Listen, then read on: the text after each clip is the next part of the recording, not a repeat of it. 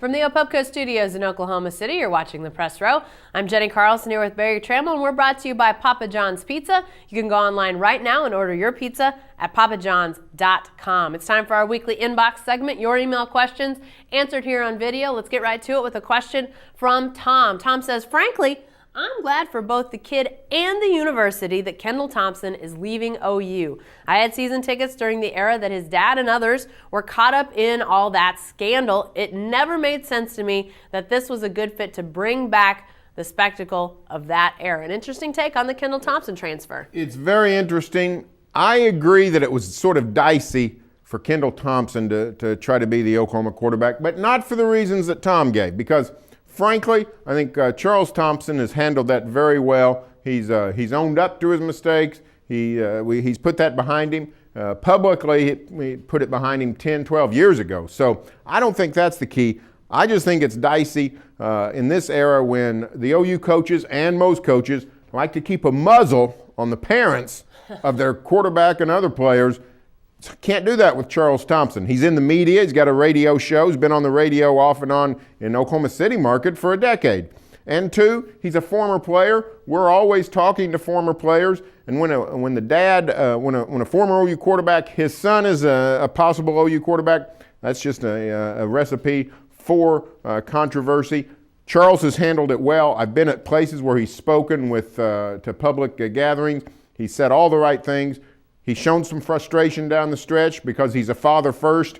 That's completely understandable. For that reason, I think this ending of the Kendall Thompson OU story with the transfer probably ends about the right time. Well, you mentioned Charles has handled it well, and frankly, it seems like Kendall's handled it well too. I mean, obviously he wasn't in the spotlight much. We didn't have cause in the media to talk to him a ton during his time in Norman, but he was a standout in high school at Southmore, just right down the road, and made his commitment fairly early to OU, and so there was that time where the overlap was there, and he obviously was asked about it. But, I think for the most part, he handled it well. This just comes down to playing time. He sees that Trevor Knight is going to be the starting quarterback, and he wants a chance to play. And as an early graduate, Barry, let's not forget that, he has a chance to go to another Division I program that has a graduate program that he wants to enroll in that OU doesn't. And he can play right away. So he's got a chance to not go just for 1 year, but 2, potentially to a Division I school. That's hard to deny a kid, especially when you're looking at the back of Trevor Knight and thinking, how am I going to get on the field? All right, back to the inbox, and this one from Joel. He says, why is Scott Brooks so rigid about how he starts the game and the second half? Obviously a question about starting lineup. Scott Brooks sticking to the starting lineup regardless, first and second half.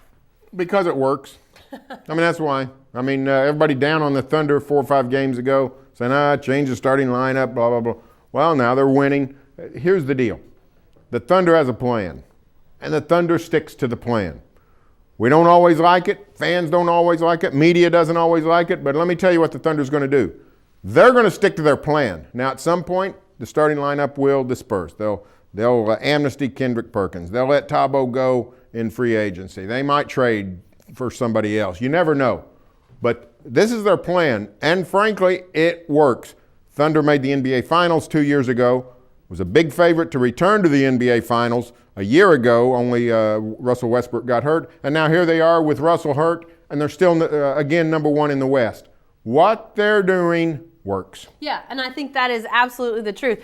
Scott Brooks, he is Mr. Consistency. Now, has he mixed some things up and done some different things this year? Yeah, I think he is maybe trying some lineups and trying some guys in situations now to know how they might play down the stretch, because he's got some guys that, frankly, I think he wants to be able to use in the playoffs, but you got to get the likes of, Perry Jones and Reggie Jackson and Jeremy Lamb in situations that maybe they're not quite ready for, but just to get them in those situations, see how they do. But the starting lineup, what do you want? If you throw out a bunch more offensive-minded guys, Kevin Durant going to start giving up shots? I'm not sure exactly what mix people want to see out there. Now, is Steven Adams ultimately going to be the starting center? I think so. But right now, he's pretty darn effective with that second unit. I'm not sure you want to go mess with it that much. So, yeah, I'm with you, Barry. This is a team that continues to win. Maybe you don't like the way it looks all the time, but at the end of the day, do they win? Yeah, and a lot.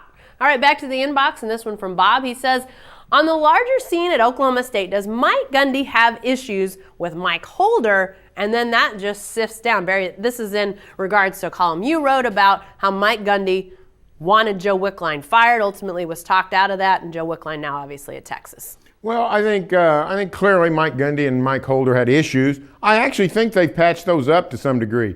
That's at least a year in the past. I have not heard of any major confrontations with the two. I think they're working pretty well together. I think they still disagree on some issues. But as far as the Holder-Gundy relationship, I think that's, as far as I can tell, that's going pretty well. I don't think that really has had any kind of ramifications in Stillwater in recent months. Yeah, and I think this question is mostly about why would Mike Gundy want to fire Joe Wickline? And I think that is a very valid question. I don't think it has to do with Mike Holder, but I do think it's interesting, sort of the motivation behind that, because obviously Joe Wickline, I mean, he was one of Gundy's original hires, his only remaining original hire still on staff. He had a very successful offensive line, regardless of who was on that line. Every year, continued to crank out great players, great units. It's a little bit of a conundrum, I think, for people. The only thing I can figure, Barry, and you may have a different take, is Joe Wickline was pretty popular. Maybe Mike Gundy didn't like to have an assistant who was as popular as Joe Wickline was. Yeah, I don't know. You never know what goes on in a staff meeting room. Anything could be the case. But I do know that there was friction there, and they worked through it, put it aside, had another good solid year. But, this was probably destined to happen, that Joe Wickline was going to leave. All right, back to the inbox one last time. Billy comes to us with the next question. Am I the only human being, who realizes that Richard Sherman was beaten on that play in the end zone that ended that championship game last week? Michael Crabtree got behind him, and if Colin Kaepernick makes a back corner pass instead of the short underneath pass, the whole scenario changes. No, you're not the only person that realizes that, because I got another email saying the same thing, and I disagree with both of you. Michael Crabtree didn't have anybody beat on that play. Let me tell you what Richard Sherman was doing. Richard Sherman played that the whole way, hoping against hope that Kaepernick would throw that pass, that Kaepernick would try to toss one into the corner. Now, if he'd thrown it into the corner, would it have been as likely intercepted? Maybe not. But Richard Sherman had that play well covered. Here's the truth. Richard Sherman was talking a lot of nonsense there with Aaron Andrews, but one of the things he said you can't dispute. He is the best cornerback in the NFL. And that's, long before he went nuts on national television, that was true. And just because he's talking loud after a game doesn't change it. Yeah, there are stats to prove it. That's not just what we think watching with our own two eyes. You can look at all sorts of stats.